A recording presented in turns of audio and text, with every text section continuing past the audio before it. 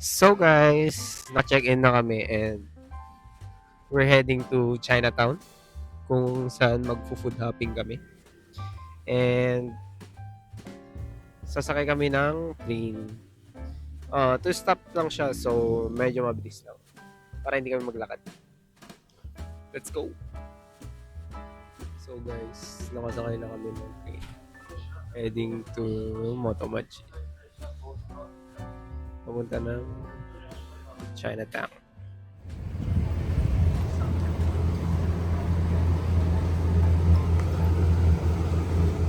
So guys, we're here. And maghanap tayo ngayon ng mga food trips. First stop, siguro Kobe beef steak. Medyo mahapdi yung presyo pero subukan natin. Let's go!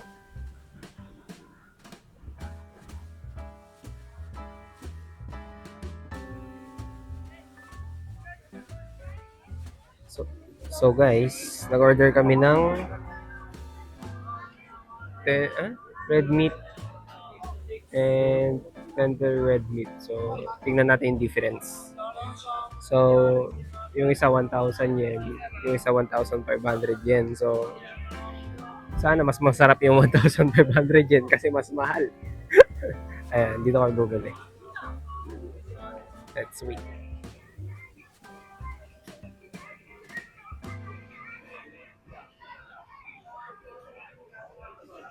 Medyo unexpected yung nipis niya guys kasi sobrang nipis. Pero tikman natin.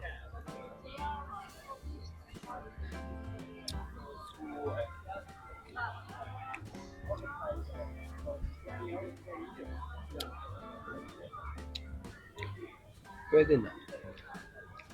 Wala siyang lasang lansa. Medyo oily siya. Pero yung oil niya is beef. So, healthy. And, syempre, papartner na yun ng beer. Yeah.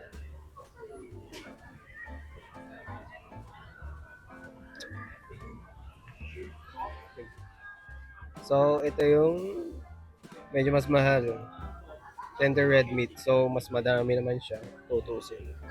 Tsaka mas manipis. Yeah.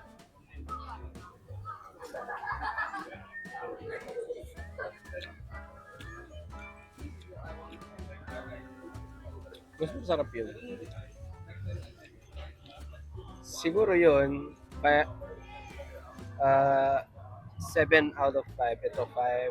10 out of 5. Ah, mali. 5 out, 5 out of 10. So, mas mataas lang yun lang. Kasi medyo mas juicy yun. Ito sobrang nipis kasi kaya medyo masarap naman siya. Pero sobrang nipis, nalilipisan lang ako. So, biro ulit tayo. Panulak guys. So guys, ubos na siya. Honest opinion lang. Para lang siyang gyudong. Medyo meaty lang pero parang gyudong. So try nyo para malaman nyo.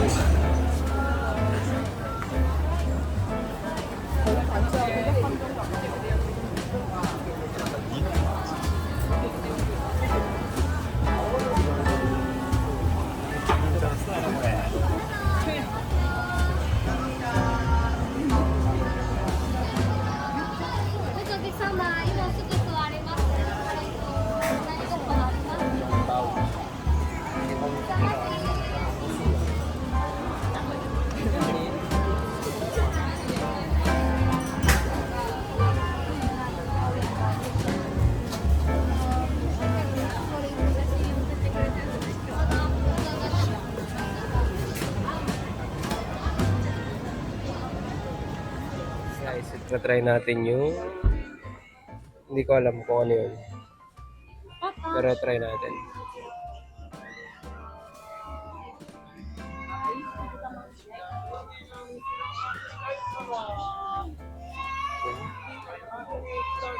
Ang tawag din.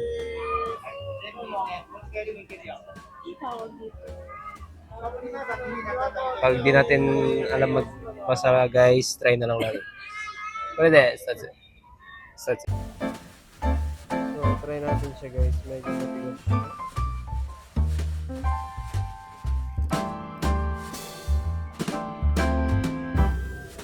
ba to?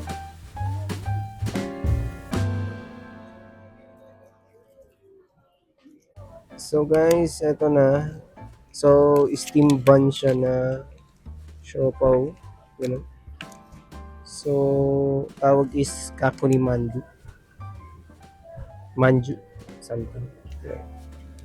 So, try natin guys. Medyo kumapit yung wrapper.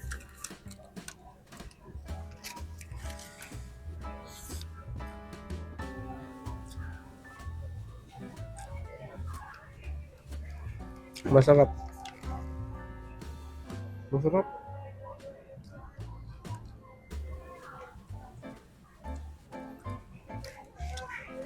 Parang siyang spam pero karne. So, ito 9. 9 out of 10.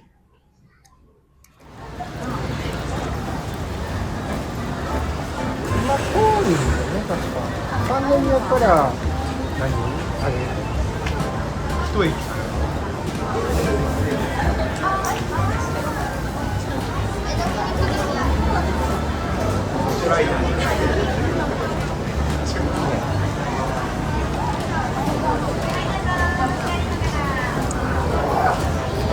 Susuot kaya ni mama yung ganyan.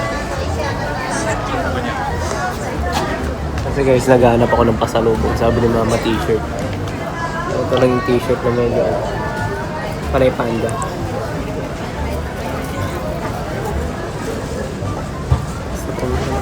So guys, nakita ko sa Bruce Lee guys. Medyo maangas guys.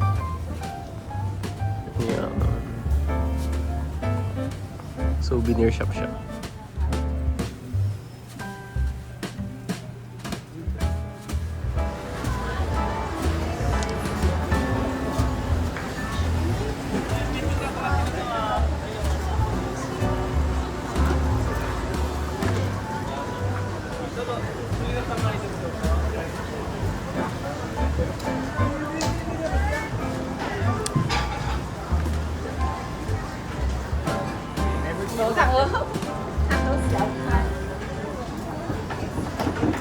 Guys, itry namin to Chinese rice cake, egg tart, and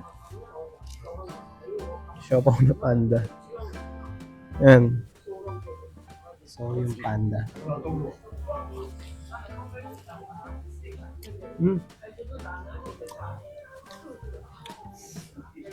Mochi yung loob. So, good siya pang dessert.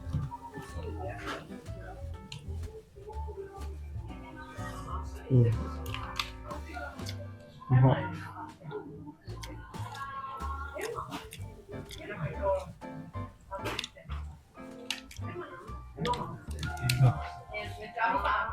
Ayun ko lang.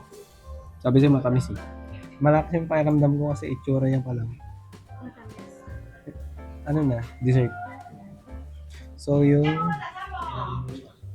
ito, ewan ko, parang pastil. Sticky rice siya pero mainit.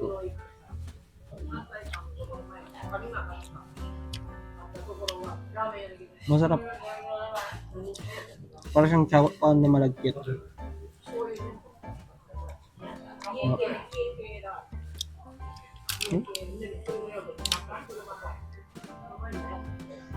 And last but not the least, egg tart. Siyempre kailangan na natin kamayin to. Parang madudurog guys. Yan.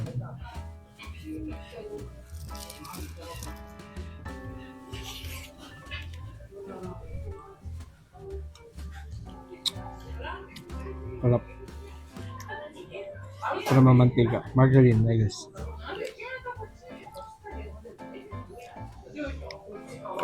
Lahat sila siguro 8 out of 10. Masarap. Masarap siya, hindi pang biglaan, pang snack.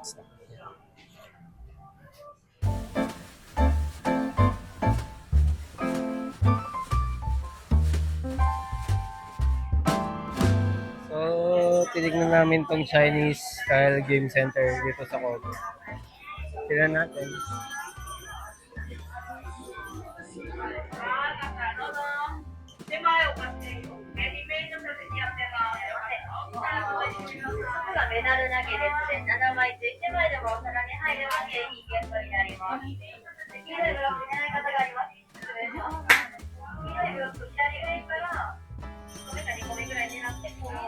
So, ganito siya guys. Babaril ko.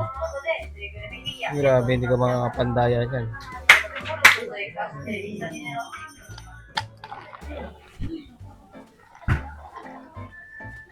So guys, time for a drink naman. So nag-try kami ng matcha milk dito sa T-Love Flowers. So 630 yen. Yeah.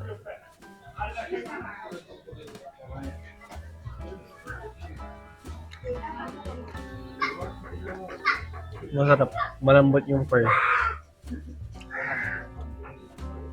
Hindi rin siya ganun katamis.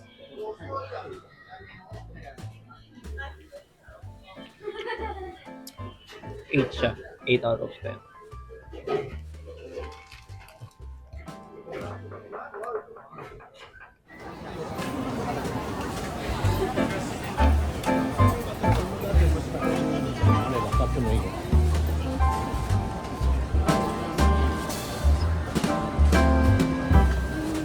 So, try natin yung Peking duck guys.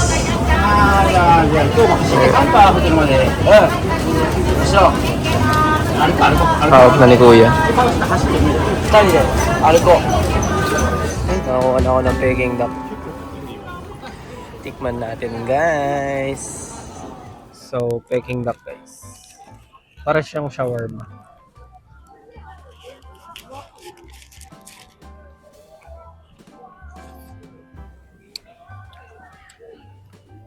Sarap. Meron siyang onion leaves kasama. Masarap yung sauce.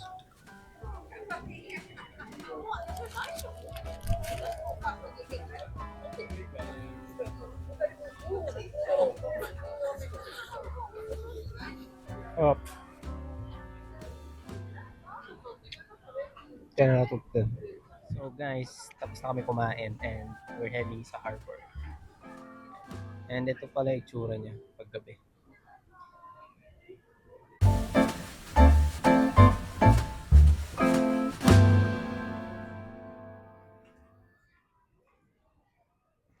So guys, nasa